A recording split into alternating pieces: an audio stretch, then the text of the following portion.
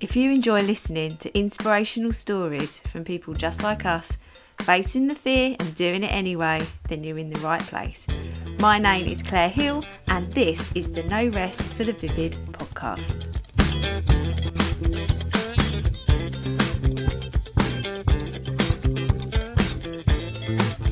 Hello, welcome to another mini Monday episode of the No Rest for the Vivid podcast with Claire, your host. And this is also on YouTube. If you'd rather just stop and pause if you're listening on the podcast and go and watch me on YouTube, you can see my face. There it is. I'm talking today about executing your plan. How do you set up when you've got this idea in your head of doing something? For example, I'm writing a book, and actually there's a whole podcast about me strategizing and doing that, and I think it's a previous episode. But when you have a plan, how do you execute it? How do you actually do it? Who is watching you do it? Who are you telling that you're going to do? Now, I've got a great example of this.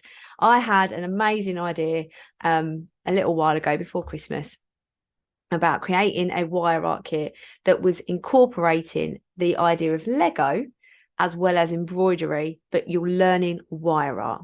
Okay. So I had this amazing idea, and actually it was in one of my membership sessions, my group coaching sessions, where you can actually see the idea fall into my head, and I had like a reaction to it. I was so excited, and in my head I was like, this is going to be amazing. I'm going to love it. So straight away, I created a product listing on my Vivid Wire website. I went, I went on my stories and said, I've had this idea. This is what it is. I'm so excited about it. If you want to get involved, purchase here, pre-order. I'm going to do it as a nice, cheaper price, just to, because it's the first time that this is going to happen, and you can get your hands on it first. Then I can ask for feedback. And loads. Well, I think I've had 10 people buy it, I think, something like that. Anyway, I think it's 10. And so I did that. I didn't realize how difficult this idea was going to be. And by making sure that I am being held accountable, I did say it was going to take a while for me to get it up off of the ground, and thankfully I'm so grateful for the people that have invested in it and said, no, I believe it. I know you're going to deliver, and we're patient, thank the Lord. But I am still working on it. Now, it's quite a difficult process. It actually is taking a lot more brain power and willpower than I imagined, because sometimes the greatest ideas we have make us feel very uncomfortable. And so we need to sort of adjust how we approach these ideas to make sure that we actually execute them. So my plan, my idea to make sure I get this done, is that the kit stuff is on my kitchen table. Every day, twice a day, I sit down and I do 30 minutes at least. Now, yesterday I did a lot more than that, but I'm doing 30 minutes at least on the construction and stuff, and doing the template for the booklet that is going to come with it. Now, I believe that having them in my eyesight and thinking about the people that have already bought this kit, and I'm working hard to get it done and produced for them, they are the people I'm thinking about. Now, it's very similar to good old Stephen Bartlett. I mean, if you've been around a little bit, I do love him. He put out a card, like these cards where it's got all the questions for people that have been on his podcast, and the cards say the questions and the answers from some of the guests, because at the end they always, the previous guest asks the next guest the question. And I was one of the first people to buy these. I thought it was a really good tool, really good for my coaching, and to spark discussion in my membership. But I haven't received them yet. Now, obviously, I'm patient. He's going to deliver. But the reason why he's done that is to make sure it's executed.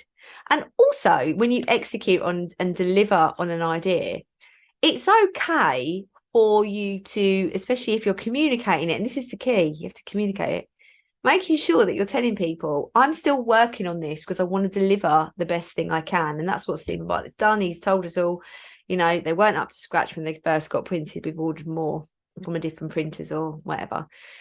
But executing is really following through on an idea, on a promise. And it's funny because I went to an event in Manchester last week, and one of the things I said, what are you going to take action on this week? And again, part of my strategy is to write 500 words a day on my book. And so I thought, right, in the next week, I would have written 3,500 words. And I stood up in front of this room full of amazing and powerful women and said, I am going to write 3,500 words in my book. And I'm going to do that in the next week.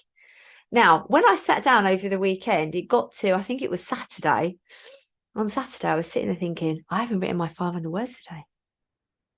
If I don't deliver, I've stood up in front of that room full of people and I won't have delivered on what I said. It's so powerful. So I delivered and executed it. And actually, I need to share the deadline with everybody as saying I need to have got to 50,000 words by this date, which I'm going to do. By saying it out loud and having that date or that sort of accountability or that sentence, that phrase of what you are executing helps you to execute it. So if you've got an idea, if you're on a mission with something, if you've got a vision with something, how are you going to actually execute it? Think about all of those pain points, the times where you're going to get up and think, I can't be bothered. I can't be bothered to do that. I'd rather do something else. What are you going to do in those moments? You're going to use the 1% factor. You're going to put a timer on. Are you going to think about all those people that you might be letting down if you don't get it done? How are you going to execute that next plan, idea, anything that is going to move your business forward or even for yourself? How are you going to execute it? And think about that now. What is it going to take for you to get it done and when? There you go. Mini Monday. I've said it before. If you've already subscribed and you follow this podcast already, or subscribe to the YouTube channel, you can finish listening now. But if you haven't, please. I'm not begging, but it just helps me share what I want to achieve. And I want to help as many people transform from worriers to warriors via trauma-informed approach. And that's what's really, really key. Because the way I deliver is ideal for anyone that has experienced trauma, and it's very inclusive. So it's basically for everyone, even if you haven't experienced any trauma. If you've got any questions, then let me know. But have a good week.